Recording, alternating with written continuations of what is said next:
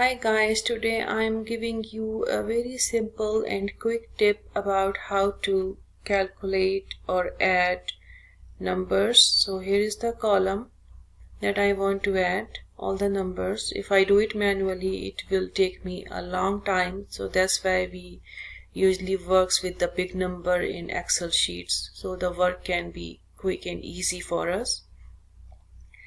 So for that you will just give a formula. You will see equal sum. This is called, by the way, sum formula. And then you will, after you say equal and sum, you can also say in the formula bar it appears.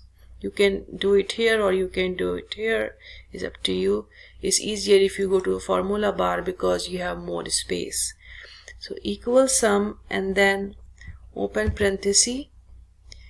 Then you will select the range you want to add and then you will close the parenthesis, hit enter, and you see it's 625. So we added all of them and the answer is 625. I hope you guys like the video.